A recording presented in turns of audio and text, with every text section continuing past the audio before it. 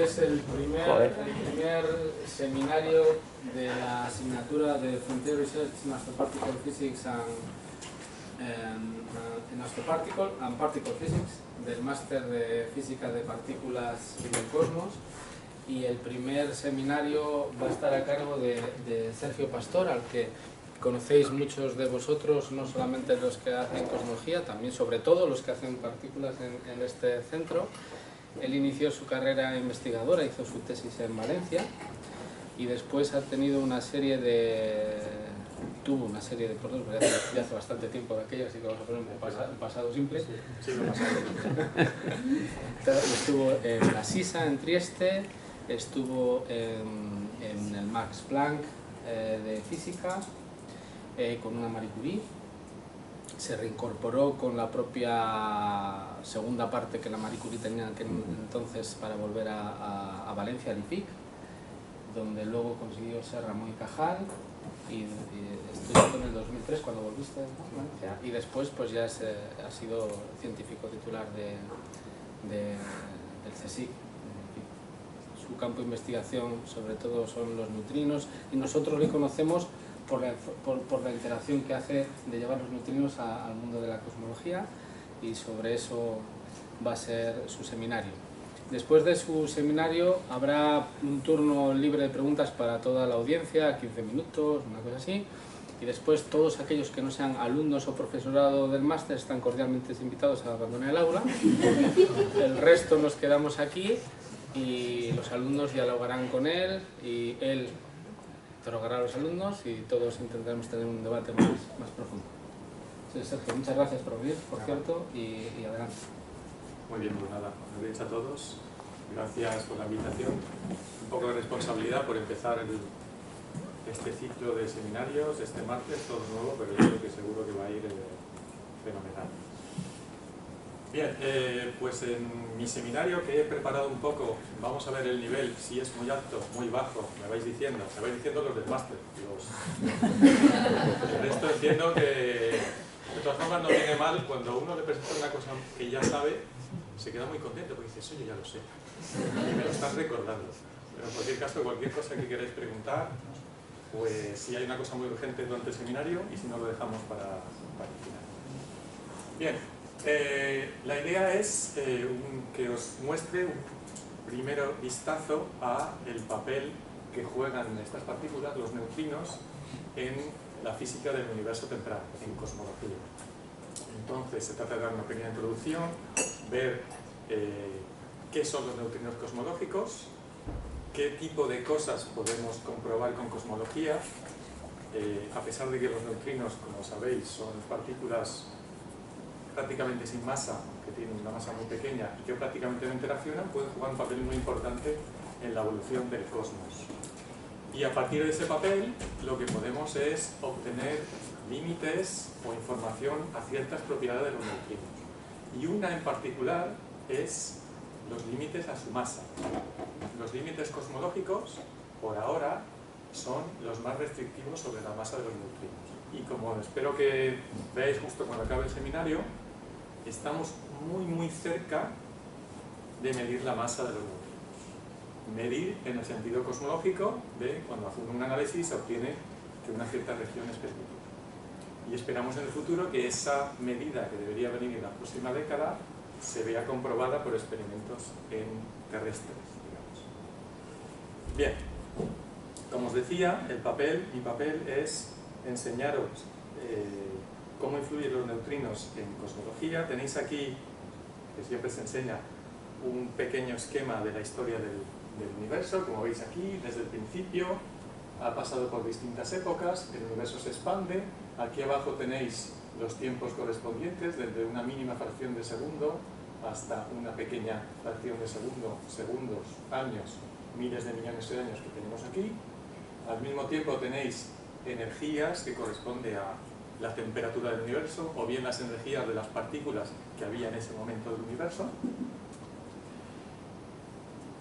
Y justo este seminario es para ver el papel de los neutrinos en esta evolución del universo. Pero antes, para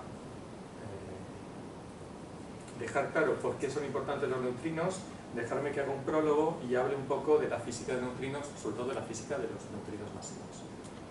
Muy bien, como sabéis todos, cuando estudiamos la física de partículas y vemos qué tipo de partículas elementales hay, las partículas de materia, es decir, las que forman los átomos, la materia ordinaria, que como sabéis son los quarks y los leptones, las tenemos aquí. Hay tres familias. Ya sabéis que la primera familia es la importante para nosotros porque están los dos tipos de quarks que forman protones y neutrones y aquí los electrones, y otras dos familias que hemos ido descubriendo conforme hemos ido haciendo experimentos. No tenemos ni idea de por qué hay tres familias, queremos saber en algún futuro que por qué son tres y no son más. Las partículas de las familias segunda y tercera, en estos casos de aquí, estos dos son inestables y se desintegran en las partículas de la familia anterior, y cada una de estas partículas es sensible a una o varias de las, como sabéis, cuatro fuerzas fundamentales. Las tenéis aquí abajo: la interacción fuerte, el electromagnetismo, la interacción débil y la gravedad. La gravedad es obviamente para todas las que tienen masa, que en principio son todas, incluso los neutrinos. La fuerza de interacción fuerte es solo los quarks. El electromagnetismo solo las partículas que tienen carga eléctrica, es decir, todas menos los neutrinos. Y la única fuerza que realmente sienten todas es la interacción débil, que como su propio nombre indica, pues es muy débil. Los neutrinos los tenéis aquí. Cada uno de los tres tipos de neutrinos está asociado a su leptón cargado, lo tenéis aquí. En principio son partículas completamente distintas: el neutrino electrónico, neutrino muónico y neutrino del tau. Como son solo sensibles a la interacción débil, son tan difíciles de detectar. Y de hecho solo se detectaron 25 años después de que fueran postulados en el año 1930, creo, sí, por Pablo. Es decir, dentro de unos pocos años, será el centenario del neutrino. Ya os aviso que cada 2 años hay una conferencia que se llama Neutrino, es la más importante de la física de neutrino, cada 2 años. La Neutrino 2030 va a ser el centenario del neutrino, y de hecho quieren que se haga en Zúrich, que es donde Pauling principio. También la vamos a pedir para Valencia, pero eso luego ya no. Es que nos chafaron la del 24 hace poco. Esto es como las Olimpiadas, creo que. Muy bien. ¿De dónde vienen todos estos neutrinos? Los neutrinos se pueden generar en todo tipo de reacciones nucleares, eso es lo más típico. Por ejemplo, las reacciones nucleares que tienen lugar en reactores, o bien como partículas secundarias de acelerar partículas cargadas que chocamos contra algo y de ahí sale un chorro de partículas que con campos magnéticos podemos jugar, quitamos todo lo que no sean neutrinos y al final podemos crear un haz de neutrinos. Entonces son las neutrinos, digamos, artificiales, entre comillas. Pero los neutrinos obviamente también vienen del Sol, de las estrellas que explotan como supernovas.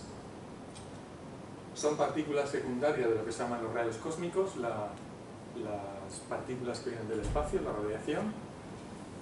Vienen incluso del interior de la Tierra. Parte de los materiales que forman la Tierra son radiactivos. Torio, por ejemplo, se desintegran, emiten neutrinos y esos neutrinos se pueden detectar. Como veis aquí, en todos estos casos hay un pic. Eso quiere decir que esos neutrinos se han medido, sabemos que existen. Hay otro tipo de neutrinos cuando nos vamos a energías mucho más altas, que vendrían de fuentes astrofísicas muy lejanas, pero con energías enormes, millones de veces superiores a los neutrinos del Sol, que creemos que hemos detectado hace poco con los telescopios de neutrinos. Y que básicamente lo que falta es estadística. Y de todos estos neutrinos, los únicos que no hemos medido son precisamente los que son los protagonistas de la charla, que serían los neutrinos cosmológicos. Los neutrinos de la primera etapa del universo, que hay un montón, hay del orden de 300 neutrinos por cada centímetro cúbico, aquí y en cualquier sitio del universo, y de la que solo tenemos lo que se llama evidencia indirecta. No los hemos medido directamente, pero sabemos que tienen que estar ahí porque si no, lo que analizamos de los observables cosmológicos no estaría correcto. Muy bien, aquí tenéis los mismos tipos de neutrinos en función de su energía y en función de su flujo. Como veis aquí hay 24 órdenes de magnitud en energía y más de 50 en flujo. Dependiendo de su energía, se clasifican en neutrinos de muy baja energía, energía intermedia, energía alta y energía ultra alta. Es básicamente coger la energía y ponerle nombres a los distintos neutrinos. Los que tenéis aquí son todos los neutrinos que vienen de reacciones nucleares y que, como podéis comprobar, la energía típica es del megaelectronvolt. Los neutrinos que vienen de secundarios de rayos cósmicos se llaman neutrinos atmosféricos, y ahí ya las energías pueden ir hasta algunos centenares de gigaelectronvolts. Más a la derecha tendríamos los neutrinos de fuentes astrofísicas, que no se generan aquí, sino que vienen de algún sitio y que seguramente son los que hemos empezado a detectar en telescopios de neutrinos. Ya tendrían energía del orden del PeV, TeV. Y hay un tipo de neutrinos que están por aquí predichos, que se llaman GZK y serían secundarios de la interacción de ciertas partículas con el fondo cósmico y que todavía no hemos visto. Es decir, los neutrinos que no hemos visto son estos y estos de aquí, que son precisamente los neutrinos de las primeras etapas del universo. Si cogemos esta figura, la multiplicamos por la energía al cuadrado, que nos da un poco la sensación de cuántos neutrinos de verdad, tenemos esto. ¿Veis cómo cambia? Los neutrinos más abundantes son todos los que vienen del Sol, como veis aquí, o de una supernova. De una supernova de manera directa o del conjunto de todas las supernovas que han explotado anteriormente. Estos otros neutrinos, tanto los atmosféricos como estos otros, ya serían mucho menos abundantes, y estos de aquí serían los nuestros, los del fondo cósmico de neutrinos. Muy bien. En el marco del modelo estándar de la física de partículas, que como sabéis funciona fenomenal, excepto en unas pequeñas cosas, los neutrinos están asociados a su leptón cargado, el neutrino electrónico con su electrón, muónico con el muón, etc. Y pertenecen a lo que se llama dobletes leptónicos bajo esta simetría. Si todos habéis estudiado integración débil lo sabréis, y si no lo vais a estudiar ahora durante el máster. Es decir, los neutrinos solo son sensibles a la fuerza débil, pero en el marco del modelo estándar, si bien existen lo que se llaman singletes para los leptones cargados, no existen para los neutrinos. ¿Por qué no existen? Pues porque no se ponen. Punto. En el modelo estándar, este tipo de estados no existen, por lo tanto los neutrinos son estrictamente partículas sin masa en el modelo estándar.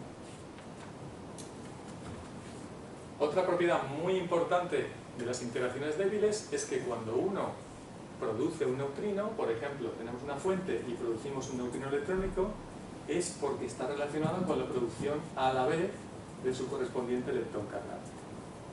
Y siempre se conserva el sabor. Si pasa esto es porque es un electrón, como veis aquí, o con el tau. Y en el marco del modelo estándar nunca se produce esta cosa de aquí, que el leptón cargado sea de un sabor y el neutrino sea de otro. Es decir, si nosotros queremos detectar neutrinos que vienen de una fuente, si esa fuente produce neutrinos electrónicos en el detector, la manera de ver el neutrino es porque el neutrino produce el electrón y es el electrón el que vemos. Al final es una pena, pero los neutrinos no lo vemos nunca. Lo que vemos es la consecuencia del choque del neutrino en el detector. Es el electrón el que vemos. Si vemos un electrón, lo que ha venido es un neutrino electrónico. Si vemos un muón, lo que ha venido es un neutrino muónico. Esto es modelo estándar. Muy bien. ¿Y qué es lo que ha pasado en los últimos 40 años? Que durante una serie de experimentos que han ido midiendo neutrinos que venían del Sol, neutrinos atmosféricos secundarios de los rayos cósmicos, y un poco más reciente los neutrinos que venían de reactores, de aceleradores, incluso del interior de la Tierra, nos hemos dado cuenta de que una fuente que en principio solo produce neutrinos electrónicos como el Sol, cuando hemos ido a medirlo, nos hemos dado cuenta de que algunos de los neutrinos ya no son electrónicos, sino que son de otro sabor. Ha cambiado el tipo de neutrino durante la propagación. Es decir, de alguna razón, el neutrino que nace con un sabor determinado, de un tipo, durante el viaje sufre una crisis de identidad, no sabe lo que es, y cuando llega aquí se detecta como otro tipo de neutrino. Esto es importante porque esto no lo puede explicar el modelo estándar. Para explicarlo, nos vamos a la consecuencia de la física cuántica que se llama oscilaciones de neutrinos, y es que los estados de neutrinos que se producen son los estados de sabor. Cuando sale un neutrino es un neutrino electrónico, pero los estados que se propagan son los que tienen una masa definida, los neutrinos autoestados de masa. Y no coinciden. Así como el electrón, podemos definir que el electrón tiene una masa, el neutrino electrónico no tiene una masa definida. El neutrino electrónico es una combinación de otros estados con masa definida. Bueno, eso es lo que pasa, y hace ya mucho tiempo que esto se predijo, y se llaman oscilaciones de sabor de los neutrinos. Los neutrinos se producen de un sabor, se propagan como autoestados de masa, que es una combinación de sabor, y cuando llega al detector, dependiendo de cómo llega, hay una cierta probabilidad de que produzca un neutrino electrónico o un neutrino de los otros sabores. Para que esto se produzca, los neutrinos tienen que tener masa. No solo tienen que tener masa, los estados de masa tienen que tener masas distintas. Y como todo esto no está incluido en el modelo estándar, el hecho de observar oscilaciones de neutrinos es una prueba de que el modelo estándar no es suficiente. No es la única cosa, ya sabéis que hay cosas mucho más interesantes seguramente con los neutrinos, como la materia oscura o la energía oscura, etcétera, y otros problemas del modelo estándar, pero esto es claramente una cosa que se ha medido con mucha precisión. Muy bien, pues entendemos entonces este caso. De todos los distintos experimentos que se han medido, sabemos que el neutrino electrónico muónico y toánico, al contrario que en el caso de electrones cargados, no tienen masa definida, son una combinación lineal de los neutrinos que sí tienen una masa definida. Y esa combinación, hay una matriz que se llama la matriz U, matriz de mezcla. Para dos sabores sería con un único ángulo de mezcla. Como tenemos tres neutrinos, es un poco más complicado y tenemos tres ángulos de mezcla, y de hecho quedaría un grado de libertad que sería esto de aquí, que es una fase, y es una fase que violaría la simetría CP. No voy a entrar ahora en los detalles, pero eso es básicamente lo que sucede. Y todos estos parámetros de oscilación que se llaman los ángulos de mezcla y las diferencias de masa de los estados de los neutrinos es lo que uno puede extraer de un análisis de todos los datos de detección de neutrinos a distintas energías. Al principio, hace muchos años, solo se podía hacer con neutrinos solares. ¿Qué pasa con los neutrinos solares? Que no están. Luego se empezó a hacer con atmosféricos, y la clave fue, primero, en el caso de neutrinos solares, con un experimento que se llamaba SNO, que estaba en Canadá, que podía medir todos los tipos de neutrinos, y sobre todo con la detección de neutrinos de reactores y neutrinos de aceleradores. Porque con dos tipos de neutrinos distintos, solares y de reactores, al hacer el análisis salían los mismos parámetros de oscilación. Eso es muy importante. Sabéis, ¿no? Medir la misma cosa con dos cosas que no tienen nada que ver. Bueno, pues a partir de aquí, esto es simplemente para impresionar, aquí os dejo la medida a través de un análisis global de todos los datos de neutrinos que hacen gente de mi grupo, Marian Tórtala, José Valle y un par de estudiantes, que salió este año. No es para que los aprendáis ni nada, pero como veis aquí, cada uno de los ángulos de mezcla y cada una de las diferencias de masa al cuadrado, delta m cuadrado 2,1 sería m2 cuadrado menos m1 cuadrado. Es decir, la masa del primer neutrino y la masa del segundo neutrino. Esta diferencia siempre es positiva. Sabemos que es positiva. Y esa diferencia es muy pequeña, fijaos, del orden de 10 a la menos 5 electronvolts al cuadrado. La otra diferencia, todavía no sabemos el signo, puede ser que la masa del 3 sea más grande que el 1, o puede ser que el 1 sea más grande que el 3. Ahora sí os enseño un esquema. Y esa ya es un poco más grande, pero 10 a la menos 3 electronvolts al cuadrado. Y como veis aquí, la mayoría de estos ángulos de mezcla están medidos con una precisión del orden del 5% o incluso menos. Todo esto ya es física de precisión. Muy bien. Todo esto no es tan importante, esto sí que es un poco más importante. Estas son las dos maneras que tenemos de poner las tres masas de los neutrinos que están de acuerdo con todos los datos. A la primera manera de ponerlo se le llama orden normal. El orden normal, ¿qué quiere decir? Que la masa más ligera es M1, la siguiente es M2 y la siguiente es M3. La otra manera se llama orden inverso. La más ligera sería M3, la siguiente sería M1 y la otra M2. Como os he dicho, la diferencia entre M2 y M1 es positiva. Lo sabemos gracias, por ejemplo, a los neutrinos solares. La otra diferencia, que sería esta, puede ser positiva o negativa. Todavía no sabemos cuál de las dos esquemas de masa es el correcto. Parece que de los últimos análisis, esto que pone aquí normal o invertir, este tipo de esquema empieza a estar favorecido respecto al otro. Pero es algo que sabremos seguramente en los próximos años. ¿Sí? Bueno, todo este rollo era para deciros que los neutrinos son partículas con masa. Eso es lo más importante, como veremos ahora, para cosmología. Pero no sabemos qué masa tienen, porque lo que nos dicen las oscilaciones es que la distancia entre esta masa y esta es constante. O bien entre esto y esto. Pero las oscilaciones no nos dicen dónde está el cero, dónde está la masa más pequeña. ¿Sí? Bueno. Si bien no lo sabemos, y eso es la incertidumbre que tenemos aquí, las masas de los neutrinos, sí sabemos que de alguna manera las masas de los neutrinos son mucho menores que las masas de las otras partículas. Y no sabemos por qué pasa eso. Posiblemente el hecho de que sean tan pequeñas nos dice que la forma de dar masa a los neutrinos es diferente a la forma de dar masa a las otras partículas. Las otras partículas tienen el mecanismo de Higgs. En el caso de los neutrinos podría ser otro tipo de mecanismo, que obviamente es más allá del modo estándar. ¿Sí? Esta era la parte fácil. Ahora vamos con la complicada del seminario. Espero. Otra cosa que no sabemos, y esto ya es un detalle que seguro que veis en algún tipo de curso, es si la naturaleza del neutrino es de un fermión de Dirac o un fermión de Magellan, donde sería su propia antipartícula. Eso solo lo pueden tener los neutrinos, no los leptones cargados. Bien, vamos allá a introducir lo que sería el fondo cósmico de neutrinos. Para ello, volvemos otra vez a la historia del universo resumida en este tipo de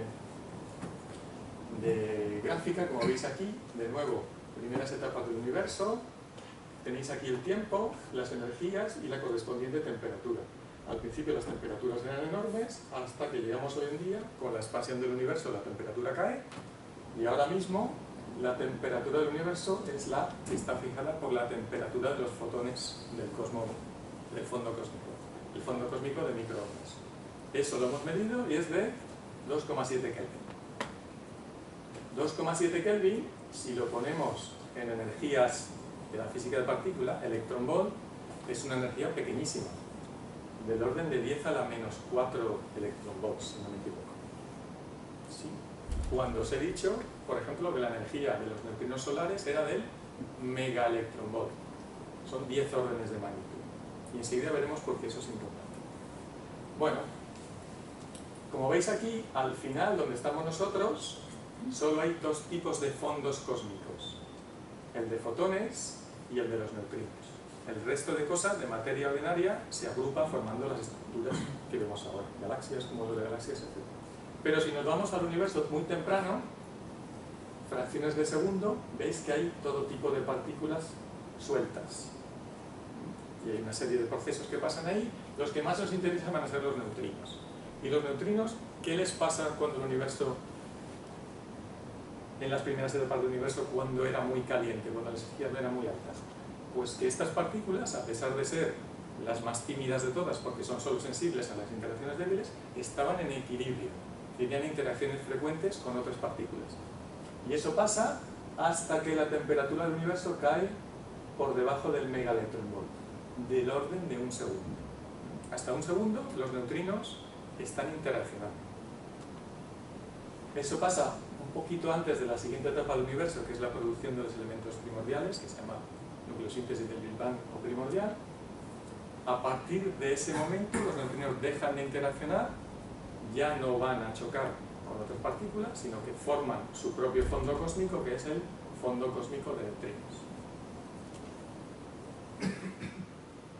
El hecho de que, como veremos ahora, se desacoplen, dejen de interaccionar cuando son partículas ultrarrelativistas, hace que los neutrinos sean las partículas más abundantes del universo junto con los fotones, como veis aquí. Las otras partículas son mucho menos abundantes y las que serían la materia oscura, en teoría, mucho menos. Bien, primera etapa importante para los neutrinos en el universo, el desacoplamiento, cuando dejan de interaccionar a esta temperatura y a este tiempo. Segunda etapa importante, si los neutrinos fueran partículas sin masa, ya no habría segunda etapa. Los neutrinos se desacoplarían, serían partículas sin masa, igual que los fotones, y estarían pululando por todo el resto de la historia del universo. Pero como sabemos que tienen masa, es posible que en algún momento la temperatura del universo caiga por debajo de la masa de los neutrinos. Si eso pasa, los neutrinos dejarían de comportarse como partículas relativistas y pasarían a ser partículas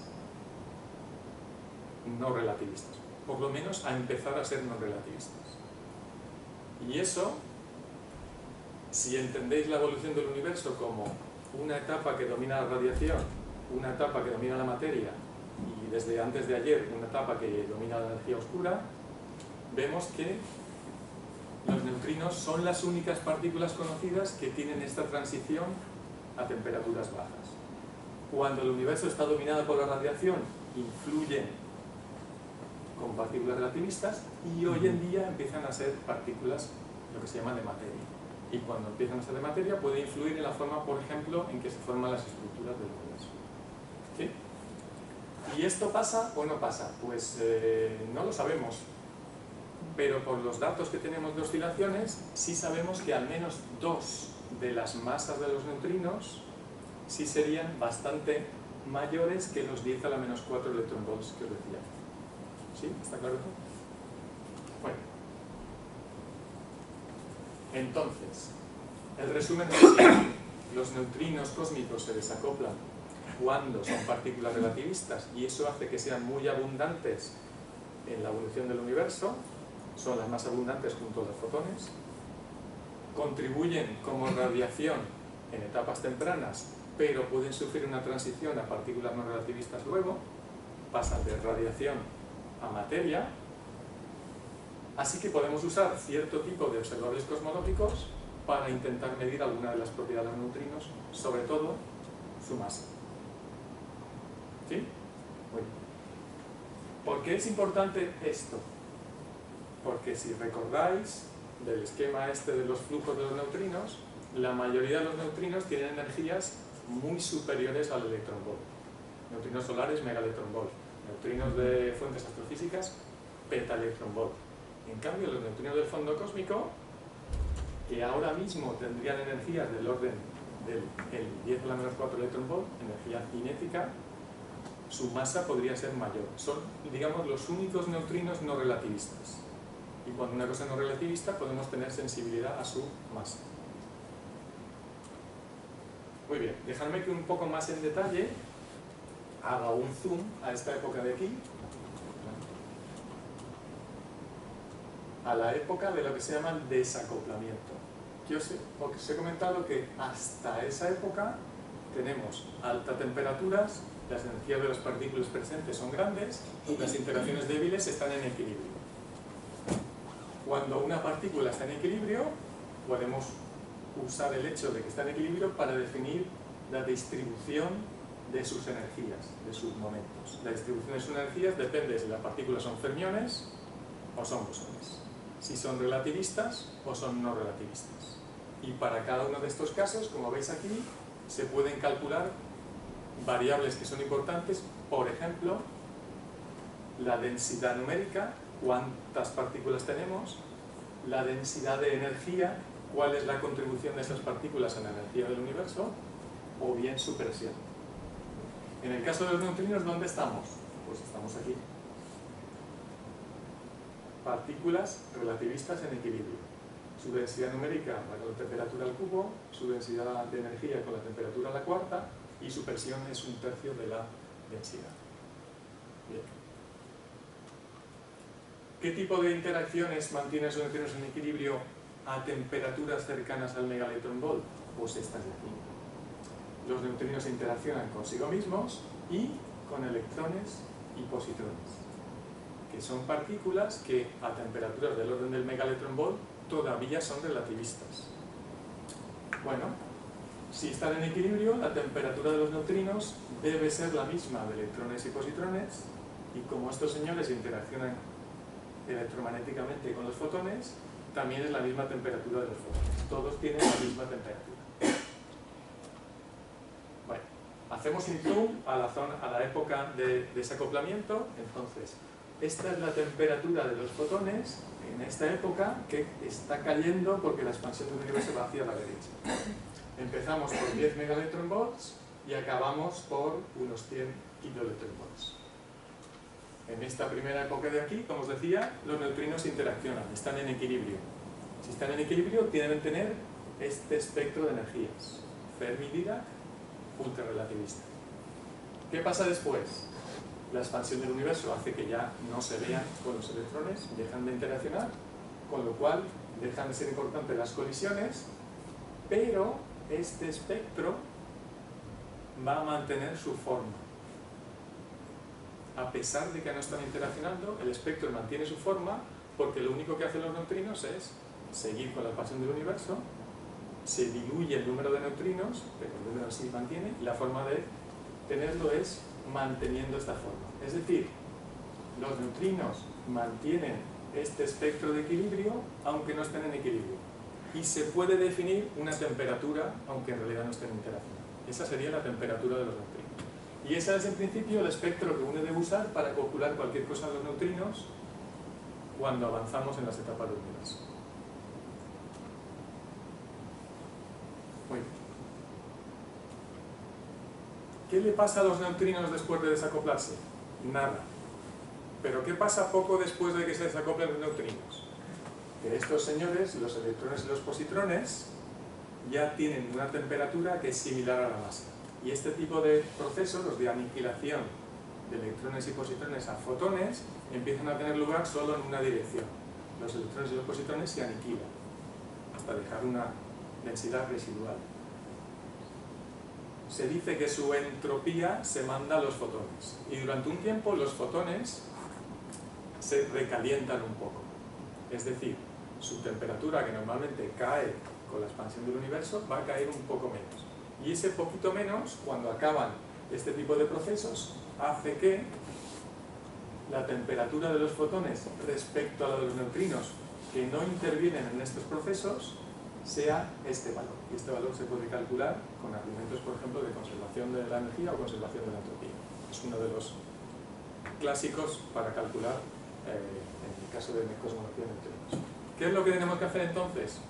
Bueno, como la temperatura del universo que medimos es la de los fotones, pues yo la de los neutrinos la voy a llamar temperatura de los neutrinos.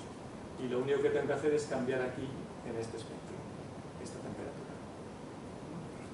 Si no pasara nada a los neutrinos, si no se convirtieran en partículas no relativistas, simplemente tendríamos ahora un fondo cósmico de neutrinos con una temperatura ligeramente inferior a los 2,73 Kelvin de los fotones, que sería 1,90 y tantos. Los neutrinos serían las partículas más frías del universo. Muy bien, pues si tenemos ya un espectro de los neutrinos, podemos calcular para cualquier etapa cosmológica, por ejemplo, cuántos neutrinos tenemos. Eso se llama la densidad numérica.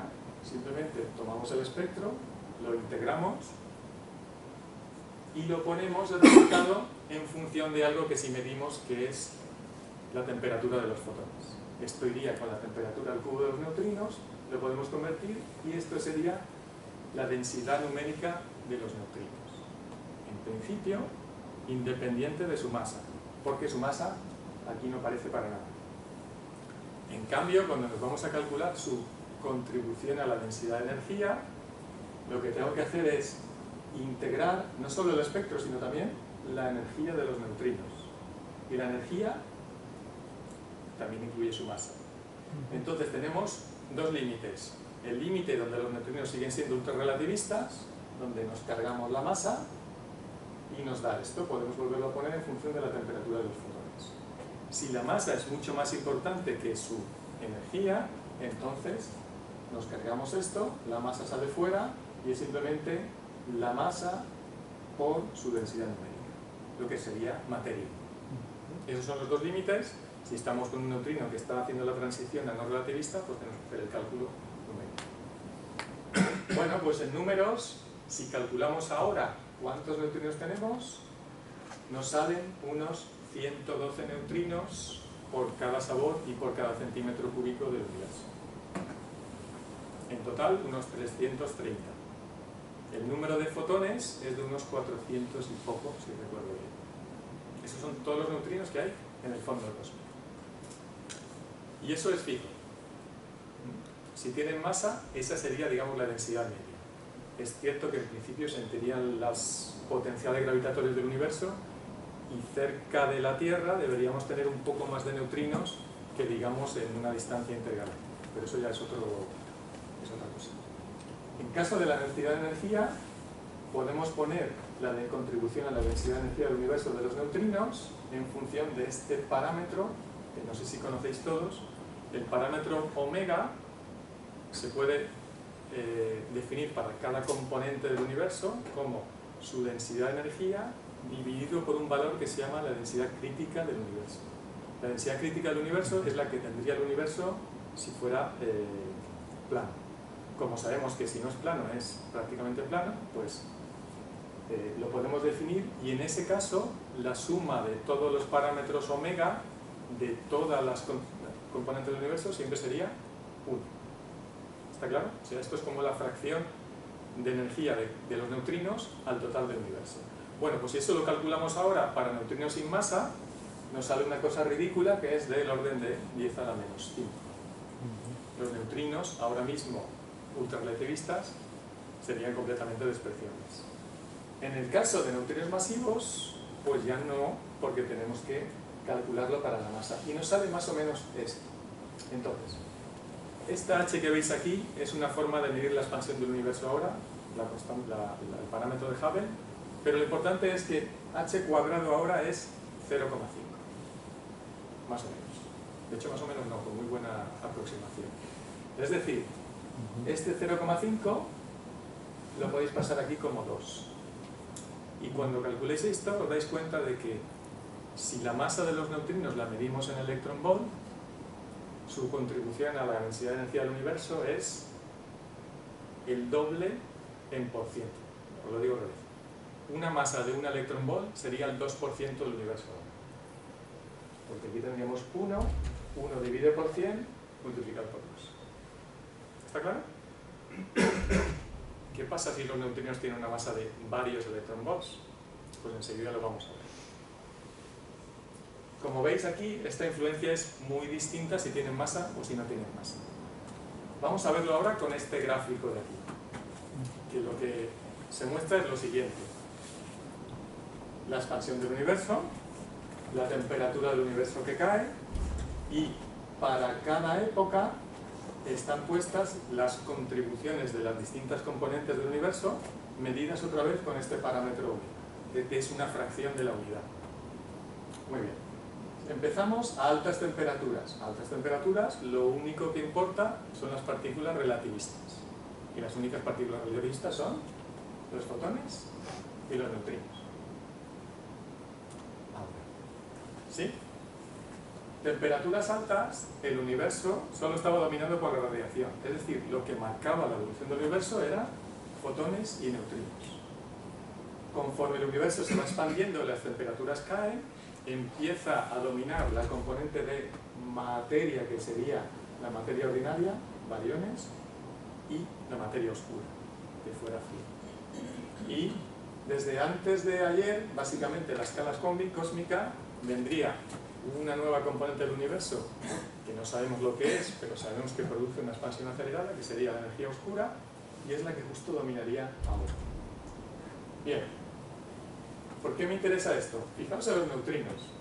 Si los neutrinos no tienen masa, su evolución aquí es completamente paralela a la de los fotones. Y cuando llegamos aquí, a nuestra época, su contribución a la densidad de energía del universo es de 10 a la menos 5.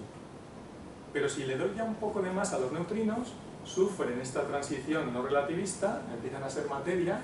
Materia quiere decir paralela, por ejemplo, a los bariones, y con 9 mil estaríamos aquí, 50 estaríamos aquí, y 1 electronvolt estaríamos aquí. Fijaos, 1 electronvolt es exactamente 2% del universo.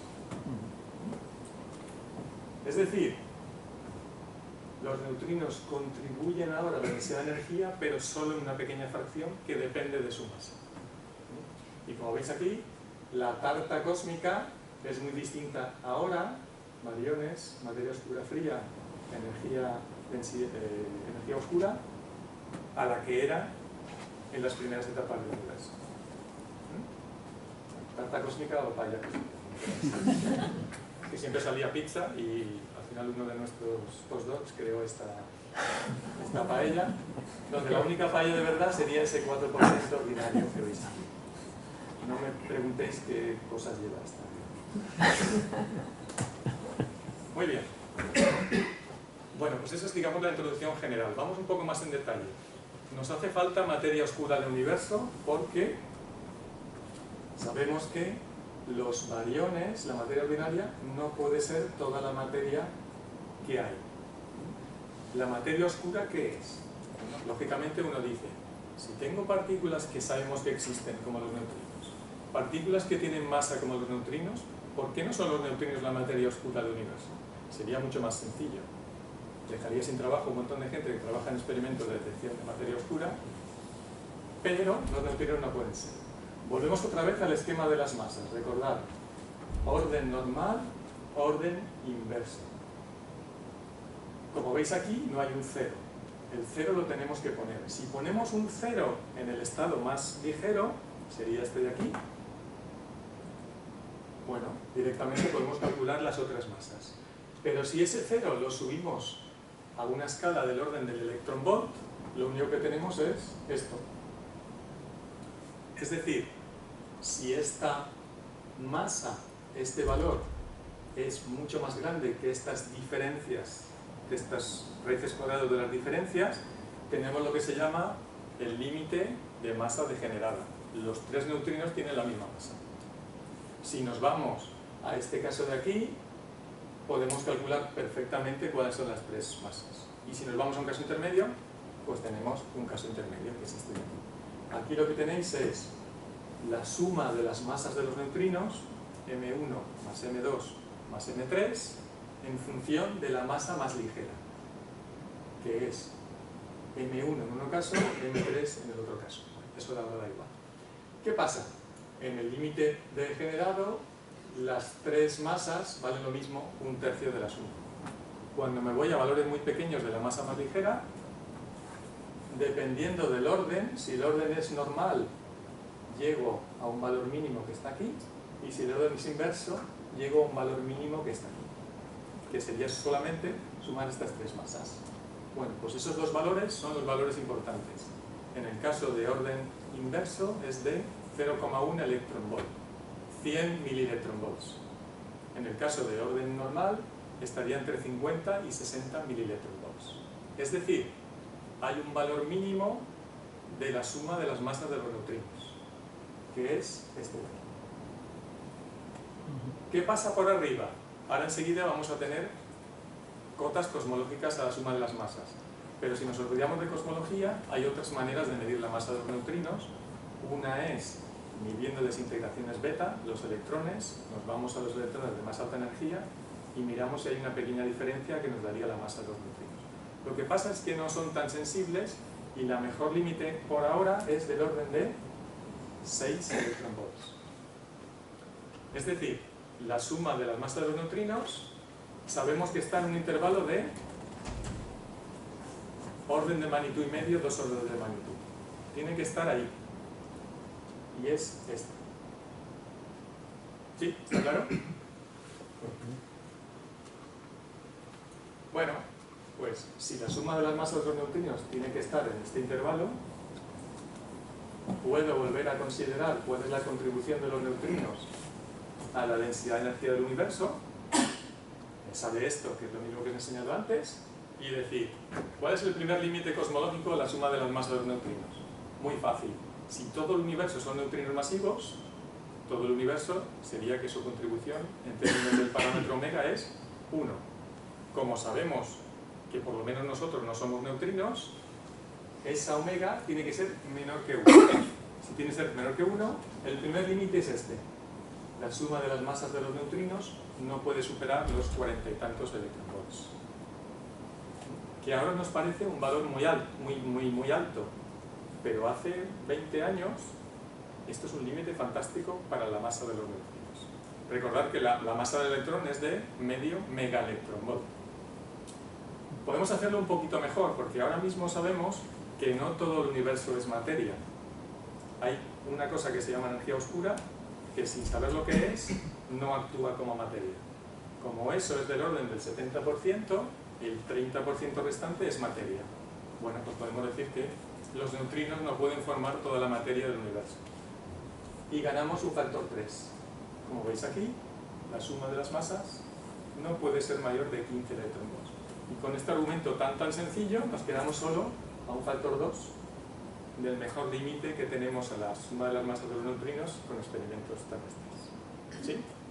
Eso te da una idea del potencial de la cosmología para la masa de los neutrinos.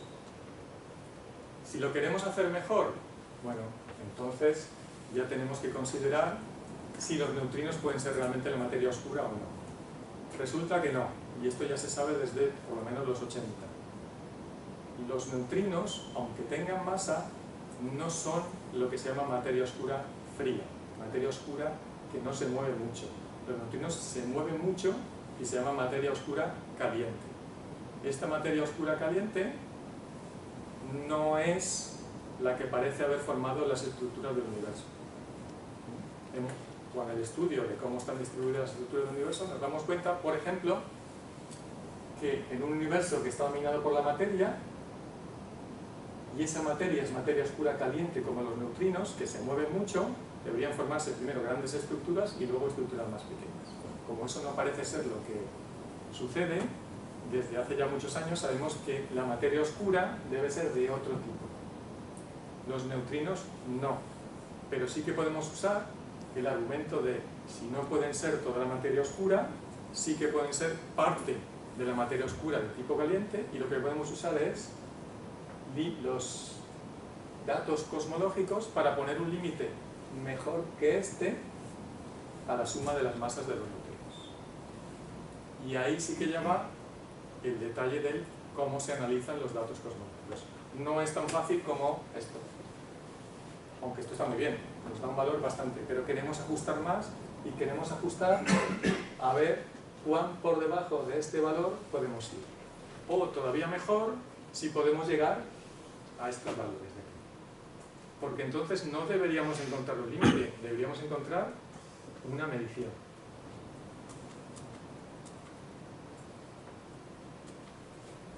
Bien. Los límites a la masa de los neutrinos se usan pues, comparando con distintos datos cosmológicos. ¿Vale? Esto es simplemente para daros una idea de, a ojo, cuál es la diferencia entre un universo que evoluciona sin neutrinos masivos y un universo que evoluciona con neutrinos muy masivos, varios electronvolts. Entonces, esto es una simulación del grupo de Stig-Hannestad en Dinamarca, donde no se ve muy bien ahí, pero básicamente empezamos muy temprano en el universo, donde tenemos solamente las pequeñas inhomogeneidades de densidad que vendrían en principio de la inflación, y esas pequeñas densidades, es que es difícil, inhomogeneidades. Esos pequeños grumos empezarían a crecer, crecen sobre todo cuando el universo empieza a ser dominado por la materia y forman las estructuras que vemos ahora. Y lo que sale aquí es esa evolución ahora tenéis que considerar que esto es una evolución a escalas muy muy grandes, donde cada filamento de estos podría corresponder a no una galaxia, sino todavía estructuras más grandes. Entonces, al final, como veis aquí, no nos hace falta un análisis estadístico para decir que esto no es lo mismo que esto. En los dos casos, las estructuras más grandes están presentes igual. Si yo tengo este mogollón aquí, también lo tengo aquí. Pero cuando me voy a estructuras más pequeñas, a escalas más bajas, debería encontrar más en este caso y menos en este caso. ¿Sí? Esa es justo la idea. Bueno, eso es un poco, porque al final no os cuento el análisis de nada, solo os enseño la foto, pero esa es justo la idea. El hecho de que los neutrinos sean masivos y de tipo materia oscura caliente hace que las estructuras del universo se formen de manera distinta. Y si las analizamos bien, podemos obtener un límite muy competitivo a la suma de las masas. ¿Sí? Bien. En realidad esto no se hace así a ojo, sino que se usan observables cosmológicos. Uno de los observables es lo que se llama el espectro de potencia de la materia. ¿Qué es? Observamos el universo, vemos dónde hay estructuras, esas estructuras no están distribuidas de manera igual, hay más masa en un sitio y en otros no, y esas fluctuaciones de densidad se pueden medir a distintas escalas, distintas también separaciones. Bueno, pues esa diferencia, lo que se llama la función de correlación, tomamos dos puntos, vemos si están correlacionados en espacio, tal, y sacamos ahí lo que se llama la transformada de Fourier. Esa transformada de Fourier sería el espectro de potencia que tenéis aquí. Bueno, no es importante, pero básicamente la tenéis aquí y es distribución de estructuras a escalas muy grandes y escalas más pequeñas. Y como veis ahí, a las escalas más grandes es la medida del fondo cósmico de microonda, Planck, que aquí os pueden, obviamente, decir todo lo que queráis sobre el Planck. Y aquí ya sería otro tipo de medidas como, por ejemplo, las medidas de distribución de galaxias, o del tipo de galaxias, o de las formas de las galaxias, etc. Bueno, pues la predicción teórica sería una cosa por ahí, y estas serían las medidas. ¿Qué pasa cuando le añadimos neutrinos masivos? Pues que a escalas grandes no va a cambiar nada, pero a escalas pequeñas, produciendo menos estructuras, deberíamos encontrar una disminución del espectro de potencia. Y eso es lo que os muestro aquí. Esto sería el espectro de potencia con neutrinos masivos respecto al caso sin neutrinos masivos. Entonces, como es un cociente, y esta F nu es la cantidad la contribución de la masa del neutrino respecto a la de la materia, veis aquí cómo cae. Este efecto es el efecto típico y muy característico de los neutrinos masivos, en general de la materia oscura caliente. Si pudiéramos medir perfectamente toda esta transición, tendríamos una sensibilidad infinita a la masa del neutrino. Como eso no se puede hacer muy bien, porque hay cosas de no linealidad, etc. Y los neutrinos, la masa de los neutrinos no es el único parámetro cosmológico que está en este juego. Hay otros que podrían imitar, no completamente ese efecto, pero sí en ciertas regiones la masa de los neutrinos, pues no es tan fácil. Bueno. Muy bien, pues 10 minutos más, Patricia. 10 con mucho. Muy rápido. Otra cosa que tiene que ver con los neutrinos, pero no es exactamente neutrinos, o puede ser algo más, es lo que se llama el contenido de radiación del universo. Un parámetro que se llama el número efectivo de los neutrinos. ¿Qué significa eso? Bueno, nos olvidamos de la masa de los neutrinos, nos vamos a épocas tempranas del universo y decimos, bueno, en determinada época la cantidad de radiación del universo es los fotones, los neutrinos y lo que sea que es radiación. Como medimos los fotones, si ponemos todo en función de los fotones, tenemos que el resto de cosas en unidades de neutrino sería este de aquí, lo podéis calcular. Y aquí pondríamos un parámetro que se llama el número efectivo de neutrinos, o el número efectivo de especies de neutrinos. ese número efectivo, si solo tenemos neutrinos, debería ser 3, porque tenemos 3 estados de los neutrinos. Si le añadimos más cosas, típicamente este número crece. Si tuviéramos un cuarto neutrino, que estuviera perfectamente en equilibrio en el universo temprano, ese número debería ser 4. Si tenemos otras cosas, este número podría ser no entero. Podríamos tener una contribución del orden de 3,76. ¿Sí? Simplemente es radiación, que puede venir de los neutrinos o puede venir de otras cosas. Cuando cambiamos el número efectivo de los neutrinos, normalmente aumentándolo, cambiamos la forma en que el universo se expande,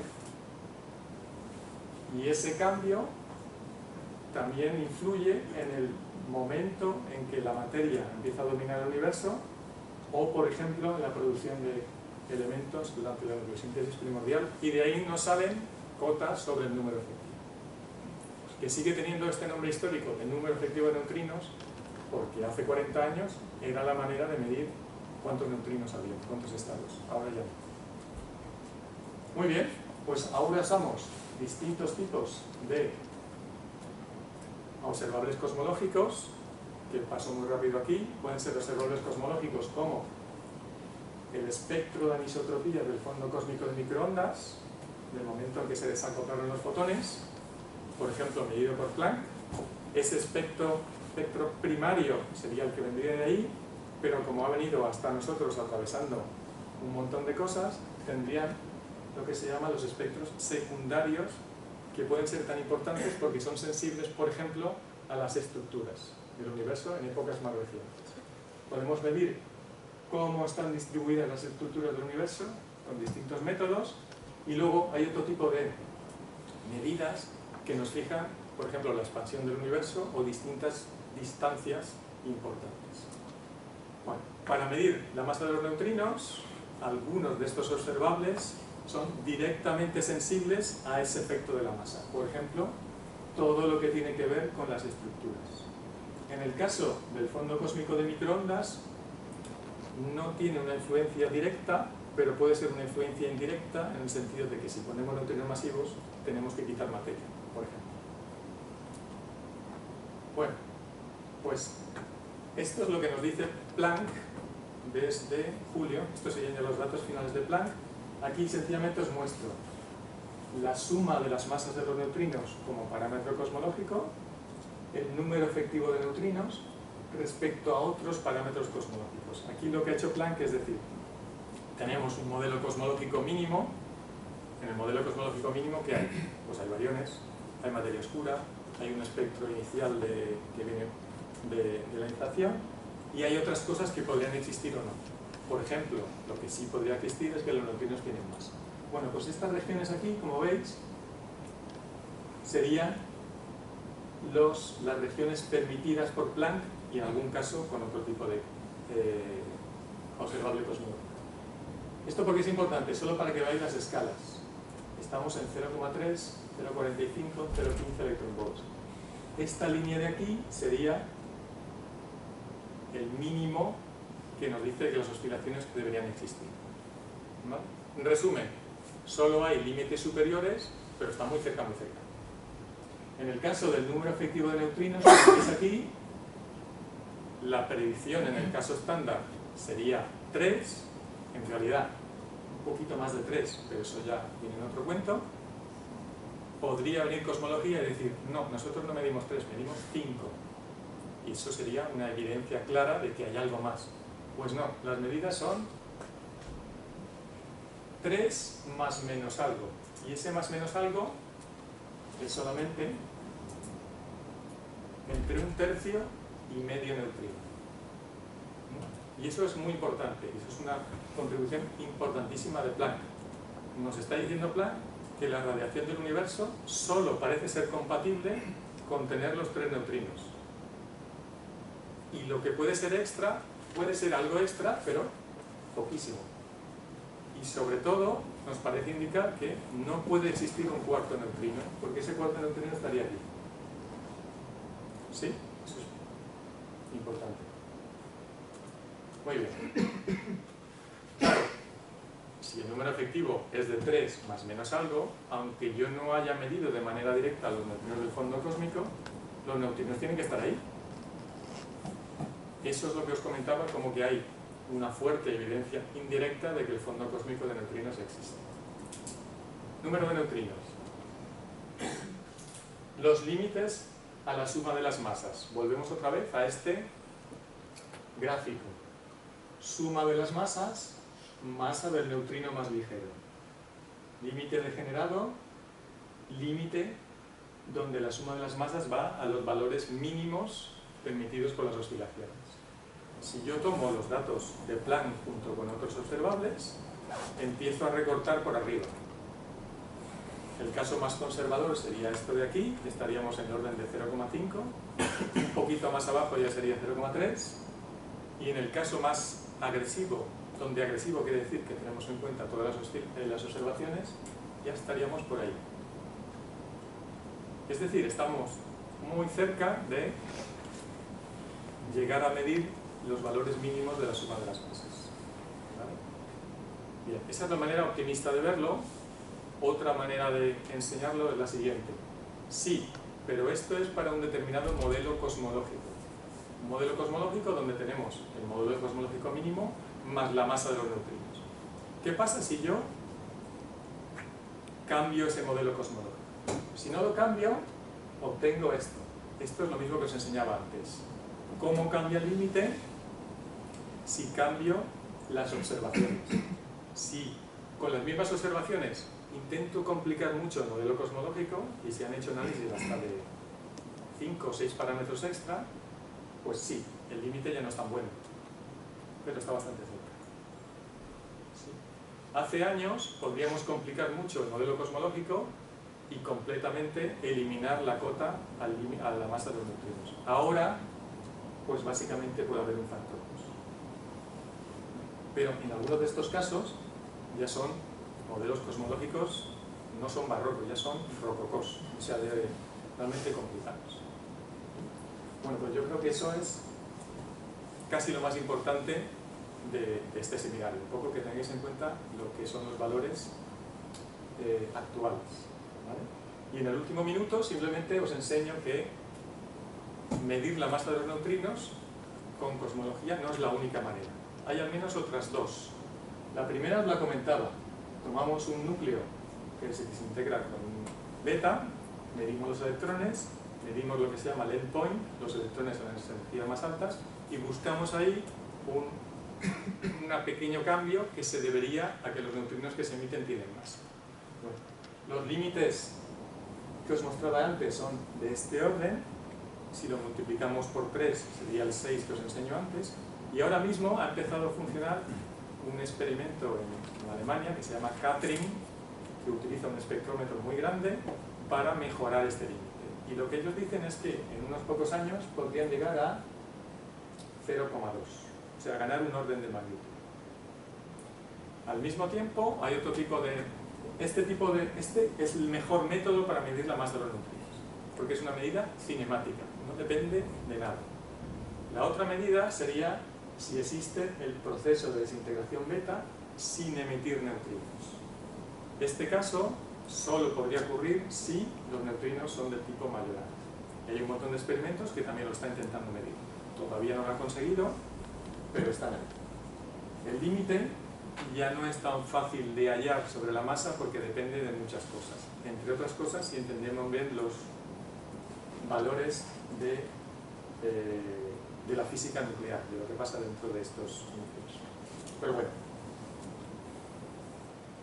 lo más importante es lo siguiente: cada una de estas tres formas de medir depende de una combinación distinta de las masas de los neutrinos y de los parámetros de oscilación. En el caso de cosmología, muy fácil, suma de las masas. En el caso de desintegración beta, de esta combinación en particular. En el caso de desintegración beta doble sin neutrinos, de esta otra combinación que además depende de unas ciertas fases que se llaman fases de Majorana. Pues esta, que es la última transparencia, es para deciros que si en algún momento tenemos una medida de la masa de los neutrinos por una de estas tres opciones, esa medida nos va a servir para hacer un cross-check, para ver si midiendo la suma de las masas con cosmología obtenemos un valor que luego se mide con la desintegración beta o la desintegración doble beta. Las líneas que tenéis aquí o las regiones que tenéis aquí son las regiones permitidas. Si tenemos oscilaciones de 3 neutrinos y las entendemos perfectamente, los valores tienen que estar ahí. Entonces, si cosmología ya empieza a restringir por este lado, los otros tipos de medidas lo hacen por arriba.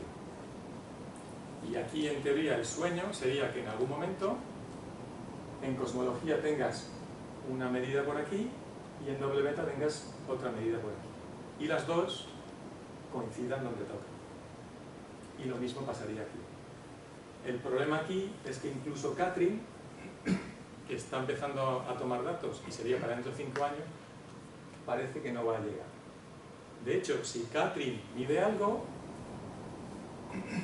sería en esta región de aquí y sería una región que ya está excluida o fuertemente desfavorecida por cosmología, lo cual sería interesantísimo, porque la medida de Katrin es una medida cinemática que sabemos que existe y tendríamos que ir al modelo cosmológico y cambiarlo de alguna manera para que no hubiéramos visto el efecto de la masa.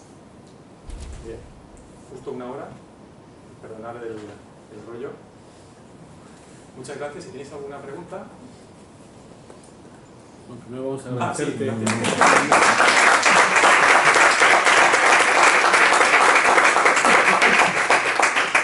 Y ahora sí, si el público en general tiene preguntas. Yo tengo una. Sí.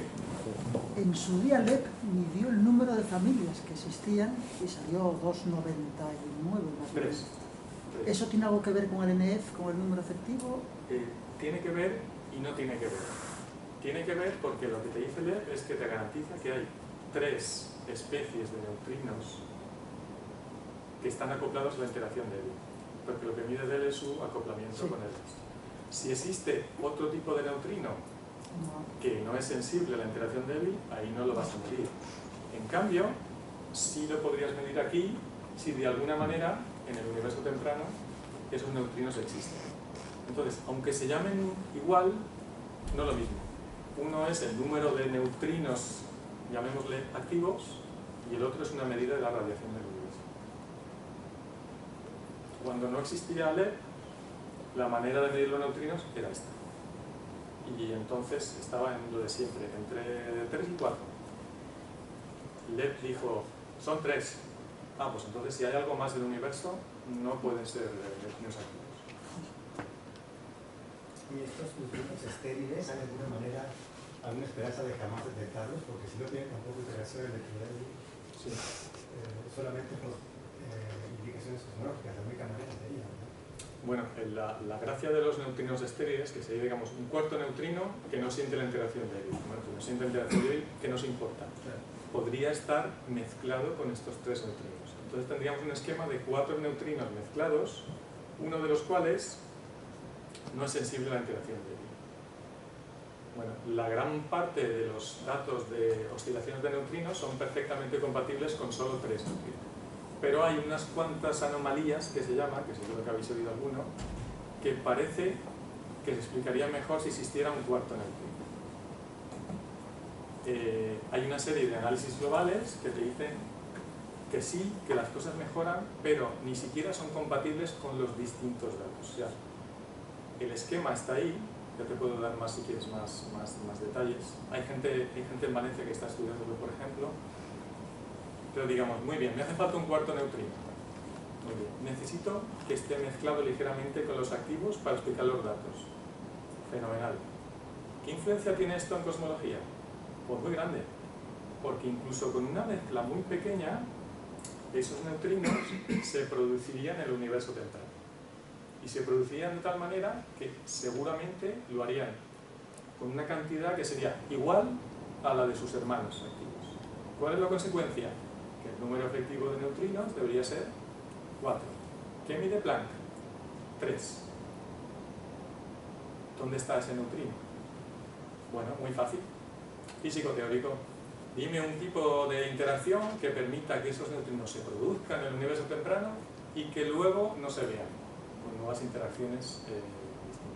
Pero ya es... sí. O sea, yo recuerdo que antes del Planck, sobre todo el mundo estaba... porque antes del Planck podías tener más o menos 2 neutrinos, más o menos 3.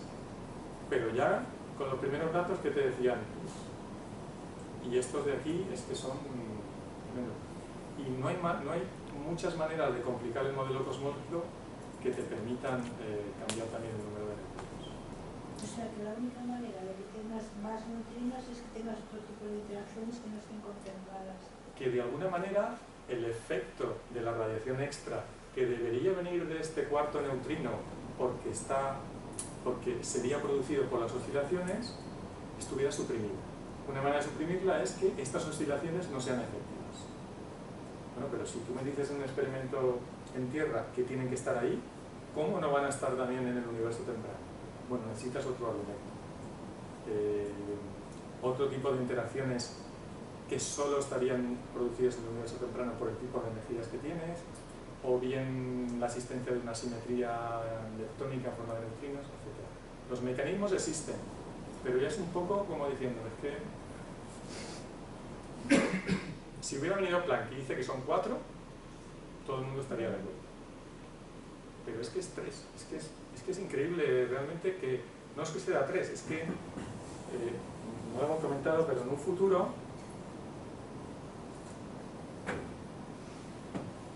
en la próxima década, digamos más allá de Planck y con otro tipo de observaciones cosmológicas, se supone que tú podrías medir el número efectivo de neutrinos con este error. No es que esté ya cerca de 3, es que incluso llegas a ser sensible de efectos muy pequeños en el modo que los neutrinos se desarrollan. Y en el caso de la masa, pues digamos que yo creo que en los próximos 5 o 7 años ya debería venir. Hay ciertos tipos de análisis cosmológicos que ya nos dicen que no tenemos una cota sobre la masa, tenemos una medida. Sí, pero es que estás usando algo que tal. No. En los próximos años, si la masa es de 100 milielectronvolts, en teoría con este error lo deberías ver. Yo tengo una pregunta sobre el principio de charla, sin marcamiento,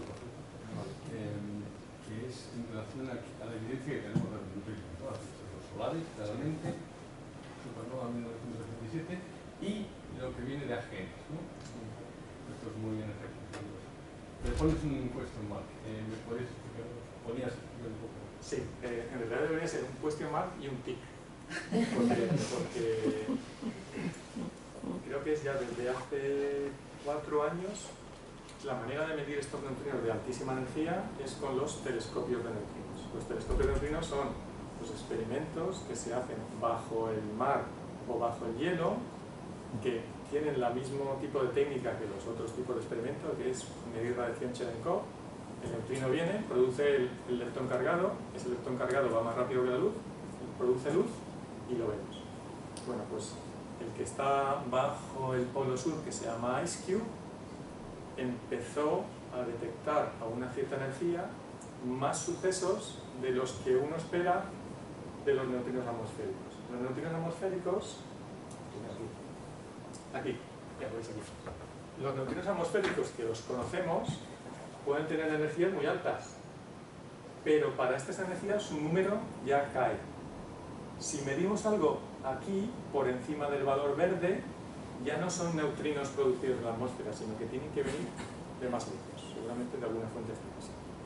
Y lo que comentó a ver IceCube es que efectivamente parece ver como en lugar de caer el espectro así, empieza un poquito así. Podría estar del nivel de sigmas que tenías. Es bastante ya. No te lo sabría decir, pero no es que tengan 2 o 3. Lo de los... Sí, los primeros que descubrieron, creo que eran del PEF, les ponían nombres, sabéis qué nombre les ponían, ¿no? Al primero lo llamaron EPI, al segundo GLASS. ¿Sí? ¿No lo sabías eso? Sí. ¿Sabes? Físicos somos muy cachondos. Y al último le llamaron... no era la gallina Caponata, que no sabía lo que es, la verdad, pero también era un personaje de los teleñecos. Bueno, pues esos son los primeros que midieron, pero luego ya tienen un montón que no puedes explicar con los atmosféricos. Entonces, ahora lo que realmente están haciendo es intentar hacer astronomía, ver si esos neutrinos vienen todos del mismo sitio o si es una distribución homogénea. No debería ser homogénea, porque debería venir de los sitios donde se produce. Y ahí están. Y bueno, IceCube parece que se va a extender, y el que seguro que se va a extender es el telescopio de neutrinos en el Mediterráneo, que ahora se llama Antares, y ahora se va a llamar kilómetro cúbico, porque va a hacer 3 kilómetros cúbicos en el Mediterráneo. Eso, hay gente del IFIC de Valencia que son parte de esta colaboración. Y para ellos básicamente saben que lo van a medir, porque ya si IceCube ha medido, ellos también lo tienen que medir. Y en este caso es importante tener un telescopio de neutrinos que está en el polo sur y que mide los neutrinos del hemisferio norte, y un telescopio de neutrinos del hemisferio norte que mide los neutrinos del sur. Y en el caso del norte es importante porque ellos pueden ver el centro galáctico, por ejemplo. ¿Y tú crees que el Marte simplemente porque no saben las fuentes? Yo creo que porque lo he cogido en una charla más antigua. De hecho, lo voy a cambiar ahora enseguida. En cualquier caso, hasta que no hay otro experimento que confirme esto, pues también uno puede dudar, ¿no? Sí. Está muy bien que haya otro experimento. Claro. Sobre todo que cubra el cielo. Que los hayan medido no quiere decir que sepan, o sea, la astronomía de neutrinos, la gracia que tiene, y aquí astrónomos hay, es que sabe de dónde vienen, eso sí que no te lo desvía nada, pero claro, necesitas estadística. Y la otra pregunta es, ¿los neutrinos atmosféricos se conocen suficientemente bien como para saber que es algo más? Por lo que sé, creo que sí. Había una cierta incertidumbre al final, pero creo que eso está contenido. O sea, sí se sabe que no puede haber más. Pero yo creo que la gracia será cuando empecemos a ver fuentes. Es decir, es que hay 3 neutrinos que vienen de allí. Solo puede ser. ¿Alguna última pregunta general para Jorge? Bueno, pues nada. Muchas gracias, Sergio.